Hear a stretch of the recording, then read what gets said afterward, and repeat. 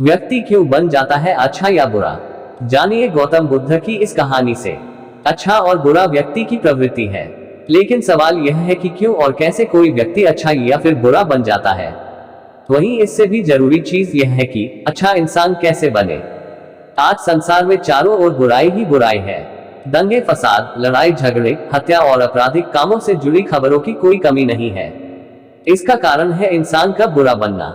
जब इंसान की प्रवृत्ति बुरी हो जाती है तो संसार भी बुराइयों से भर जाता है।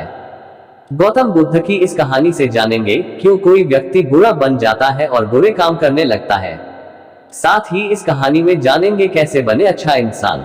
अच्छे या बुरे व्यक्ति बन जाने से जुड़ी गौतम बुद्ध की कहानी। एक गांव में एक शातिर चोर रहता था। पूरा गांव उस चोर के बारे में जानता था, लेकिन इसके बावजूद भी कोई उसे पकड़ नहीं पाया। उस शातिर चोर ने अपना संपूर्ण जीवन चोरी करने में लगा दिया। इतना ही नहीं, आसपास के गांव और नगर में भी उसकी बराबरी का कोई चोर नहीं था। चोर का एक बेटा था जिसे वह अपनी तरह ही शातिर चोर बनाना चाहता था। इसलिए वह अपने बेटे से हमेशा कहता था कि कभी किसी साधु या सन्यासी के उपदेश को मत सुनना। यदि कोई कुछ कहे भी तो अपने कान बंद कर वहां से भाग जाना। बचपन से ही उसका बेटा अपने पिता से इन्हीं बातों को सुनता आ रहा था, जिस कारण ये बातें उसके मन में बैठ गई थी। ऐसे में बड़े होकर बेटा भी अपने पिता की तरह शातिर चोर बन गया। एक दिन उसे बड़ा लालच आया और वह राजा के महल में चोरी करने के उद्देश्य से जाने लगा। तभी रास्ते में लोगों की भीड़ नजर आई। चोर ने देखा कि लोग एक सन्यासी के चरणों में गिरकर उनका आशीर्वाद ले रहे हैं। वो सन्यासी गौतम बुद्ध थे। चोर साधु सन्यासी से दूर रहता था क्योंकि उसे अपने पिता से यही सीख मिली थी, लेकिन भगवान बुद्ध को देख वह उनकी ओर आकर्षित हो गया। इसका कारण यह है कि पहली बार उसे किसी तेजस्वी व्यक्ति के दर्शन हुए थे।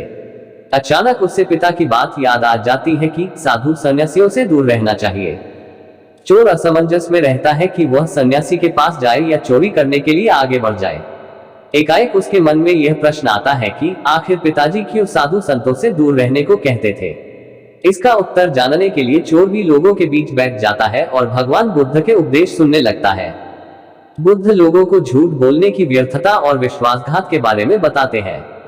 उपदेश समाप्त होने के बाद सभी लोग अपने घर लौट जाते हैं और चोर भी चोरी करने के लिए महल की तरफ निकल जाता है। लेकिन पूरे रास्ते वह यही सोचता रहता है कि क्यों ना एक बार उस सन्यासी के उपदेश में कई बातों को मानकर देखा जाए। इस तरह से वह चोरी करने के लिए महल की दीवार से कूदने के बजाय महल के द्वार से अंदर जाता है। उसे देख महल के द्वारपाल उसे रोकते हैं और भीतर जाने का कारण पूछते हैं। चोर कहता है, मैं चोर हूं और महल में चोरी करने जा रहा हूं। द्वारपाल उसकी बातें सुनकर हंसने लगते हैं और कहते हैं, जरूर यह महल का सेवक या नौकर होगा और हमसे मजाक कर रहा है। यह सोचकर वे उसे महल के अंदर जाने दे देते हैं। महल जाने के बाद चोर खजाना रखे तिजोरी के पास पहुंच जाता है और तिजोरी को तोड़कर धन और आभूषण को पोटली में भरकर भागने लगता है। तभी उसकी नजर महल के रसोई पर पड़ती है। रात होने के कारण सभी सो रहे होते हैं और रसोई में कोई नहीं रहता है। चोर को जोर की भूख लगी थी, इसीलिए वह रसोई में जाकर पेट भर खाना खा लेता है। इसके बाद चोर वहां से जाने लगता है।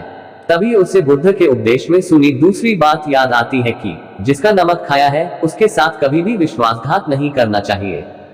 चोर सोचता है, मैंने इस महल का नमक खाया है, ऐसे में इनका धन चोरी कर मैं इनके साथ विश्वासघात करूंगा। इसीलिए चोर चुराए हुए धन को रसोई में ही छोड़कर जाने लगता है।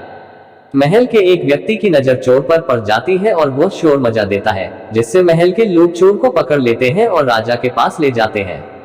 राजा चोर से पूछता है कि जब तुमने चोरी कर ली थी तो फिर इसे छोड़कर क्यों जा रहे थे। चोर कहता है, एक सन्यासी के उपदेश के कारण। चोर की बात से राजा प्रभावित होते हैं और उससे कहते हैं, अगर तुमने ऐसे उपदेश बचपन से ही सुने होते तो तुम कभी चोर बनते ही नहीं। इतना कहकर राजा ने उसे कोई सजा नहीं और छोड़ दिया। लेकिन राजा ने उससे कहा कि एक बात याद रखना, सही संगत और सही उपदेश से ही व्यक्ति अच्छा इंसान बनता है। बचपन से ही गलत संगत और गलत उपदेश मिलने के कारण वह बुरा व्यक्ति बन जाता है।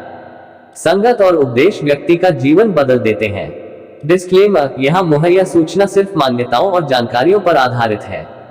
यहाँ यह बताना जरूरी है कि Amazon स्टडी पॉइंट किसी भी तरह की मान्यता, जानकारी की पुष्टि नहीं करता है। किसी भी जानकारी या मान्यता को अमल में लाने से पहले संबंधित विशेषज्ञ से सलाह लें।